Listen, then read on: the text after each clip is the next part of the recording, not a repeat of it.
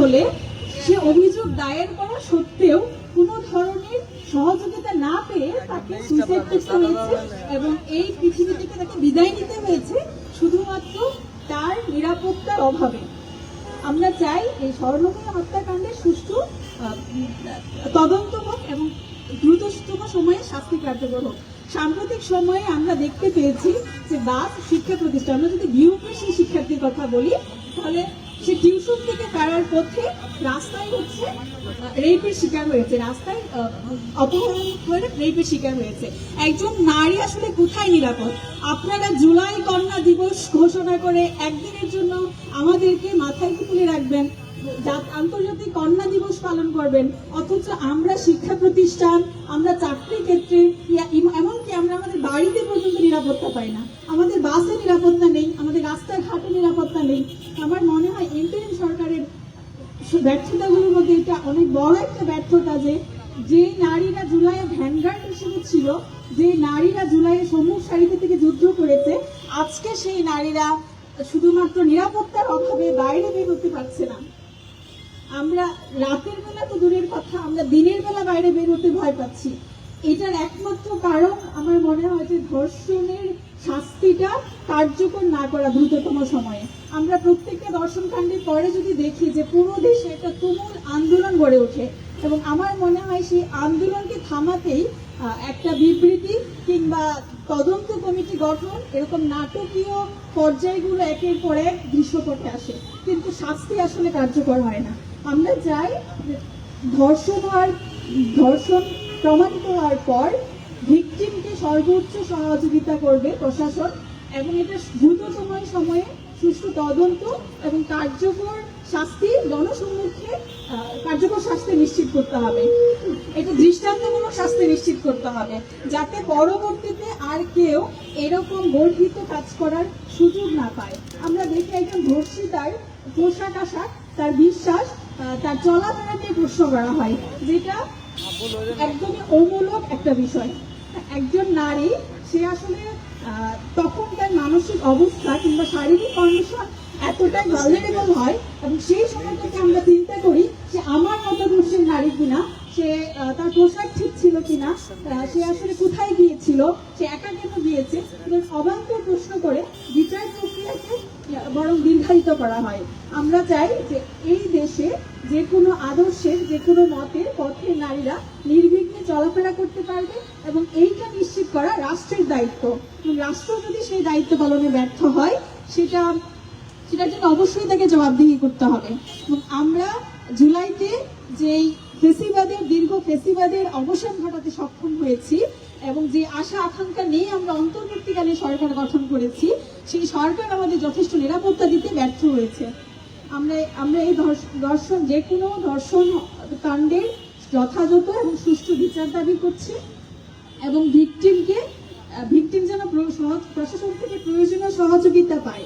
13 বছরে যে মেয়েটা গাজীপুরে ধর্ষিত হয়েছে, আমরা অনেক জায়গা থেকে এমন কথা শুনছি যে সেখানে পুলিশ যথেষ্ট অসহযোগিতা করছে, এমনকি ভিকটিমের বাবাকে পর্যন্ত পুলিশ থেকে বলা হয়েছে যে কিভাবে কথা বলতে হবে, তাদের কথা মতো চলার জন্য। আমরা চাই এটা সুষ্ঠু তদন্ত হোক এবং দ্রুততম সময়ে শাস্তিটা কার্যকর হোক এবং শিশুদের জন্য একটা নিরাপদ পরিবেশ গড়ে ওঠে, একটা নিরাপদ রাষ্ট্র গড়ে ওঠে। এই পর্যায়ে আমি কথা বলার জন্য অনুরোধ করব সাবিকুন্না তামান্না আপু, সভানেত্রী, বাংলাদেশ ইসলামী ছাত্র সংস্থা।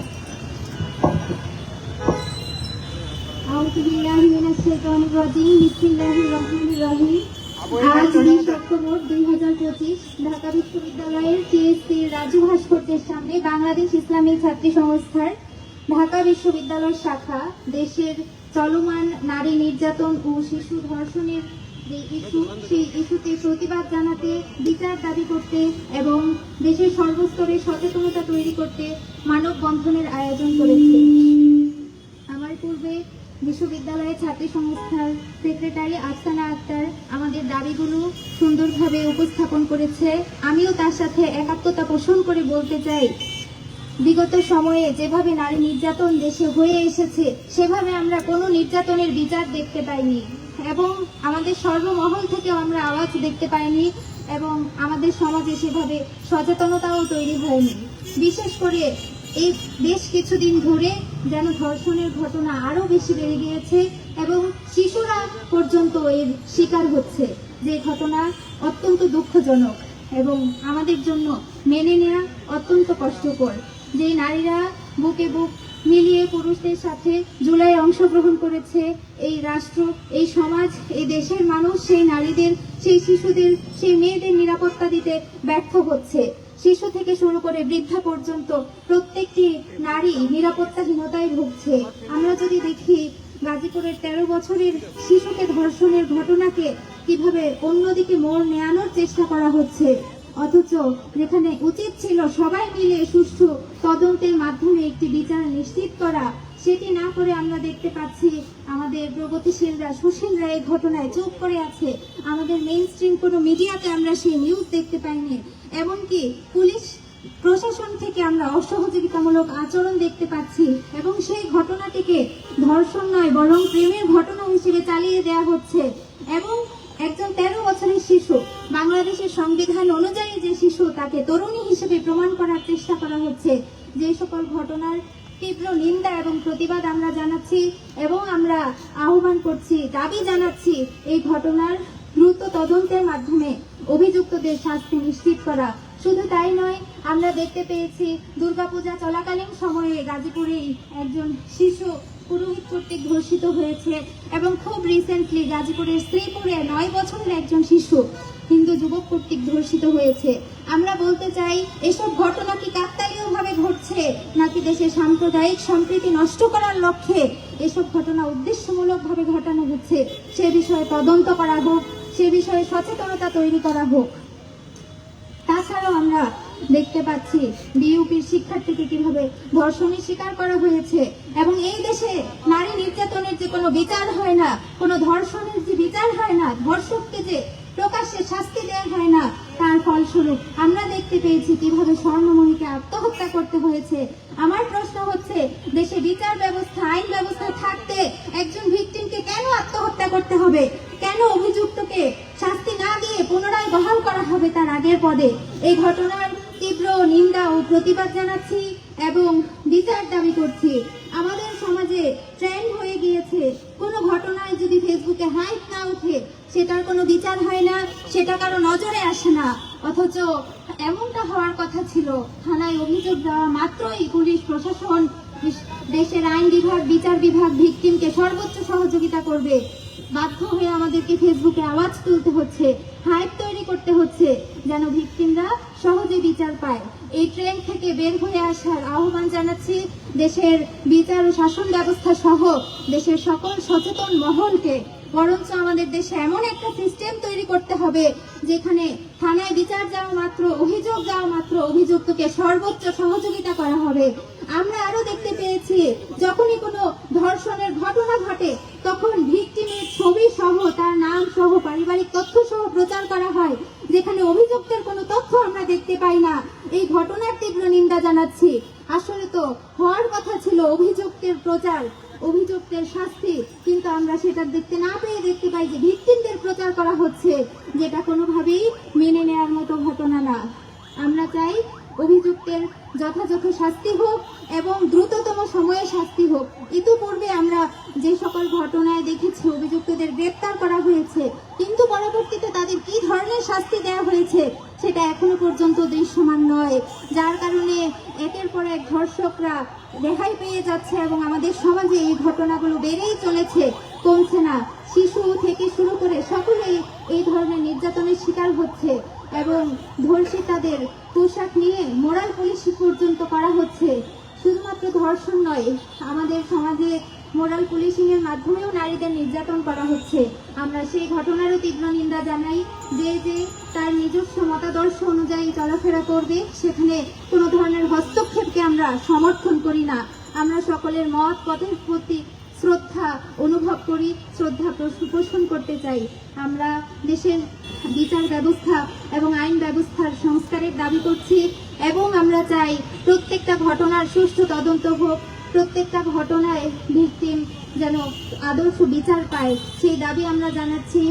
পাশাপাশি এই ধরনের ঘটনা যেন বাংলাদেশে আর পুনরাবৃত্ত না হয় সেজন্য আমরা সর্বস্তরের জনগণকে সচেতন হওয়ার আহ্বান জানাচ্ছি।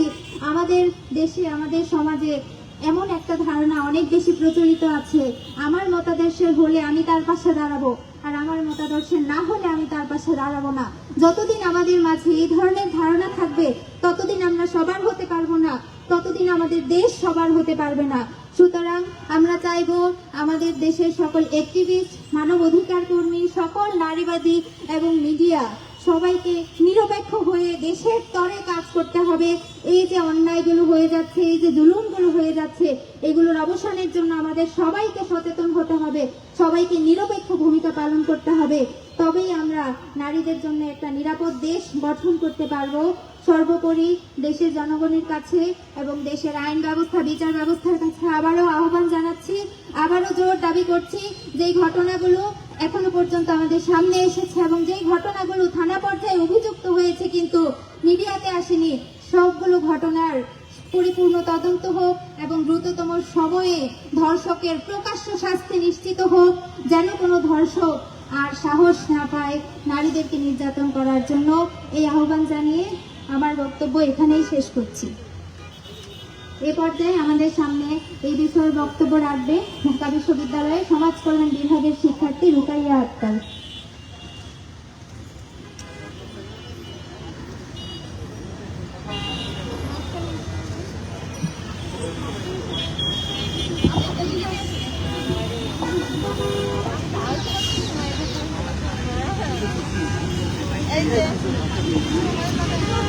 আমি তো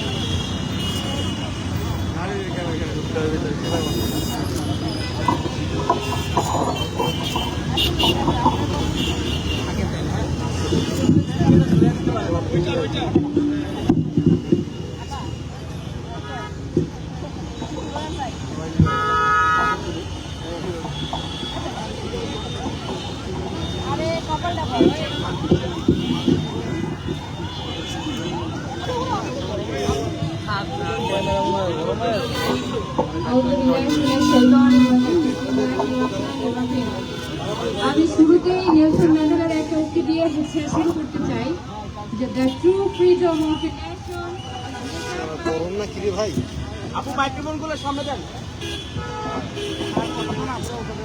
মাইক্রোফোন ধরতে পারেন। The true freedom of a nation is desired by the safety and dignity of its women. একটি দেশের স্বাধীনতা কতটুকু তা ওই দেশের নারীর নিরাপত্তা এবং মর্যাদা কতখানি তা দেখে বোঝা যায়। তো 24 পরবর্তী সময়ে আমরা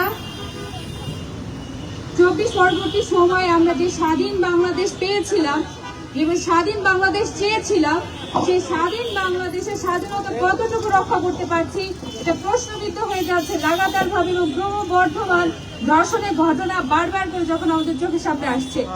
এটা আসলে আমাদের জন্য কাম্য নয় এবং একটি দেশে এবং সমাজে যখন নারীদের নিরাপত্তা এবং মর্যাদা প্রতিষ্ঠিত করা সম্ভব না হয় তখন ওই দেশের শাসন ব্যবস্থা, আইন ব্যবস্থা, প্রশাসনিক কাঠামো সবকিছু প্রশ্নবিদ্ধ হয়। এই প্রশ্নবিদ্ধ একমাত্র কারণ হচ্ছে তাদের উদাসীনতা। এই বিষয়ে হচ্ছে তাদের প্রয়োজনীয় যে পদক্ষেপ যথাসময় না নেওয়া এবং উদাসীনতার সবচেয়ে বড় প্রমাণ যে তারা এই বিষয়টা যখন হালকা ভাবে দেখে, উদাসীনতা প্রকাশ করে। নারীর নিরাপত্তা এবং মর্যাদা যদি প্রতিষ্ঠা না করা সম্ভব হয় তাহলে সে নেলসন ম্যান্ডেলার ভাষা অনুযায়ী যে এই দেশের স্বাধীনতা রক্ষা করা হচ্ছে না, প্রপারলি স্বাধীনতার চর্চা করা হচ্ছে না এবং স্বাধীনতার মর্যাদা ক্ষুণ্ণ করা হচ্ছে।